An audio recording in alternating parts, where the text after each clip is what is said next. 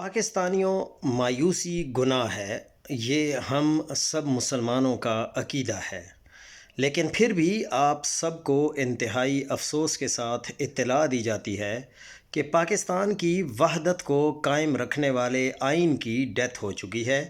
ان للہ و انا الیہ راجعون پڑھ لینا چاہیے۔ آئین پر پہلا حملہ 21 اکتوبر 2024 کو ہوا تھا، جس کے بعد آئین زخموں سے گھائل ہو گیا تھا۔ یہ معاملہ شاہراہ دستور کی ایک بڑی عمارت میں گیا، لیکن اس عمارت میں قاتلوں کے جو سہولت کار بیٹھے ہوئے تھے تو انہوں نے کچھ بھی نہیں کیا۔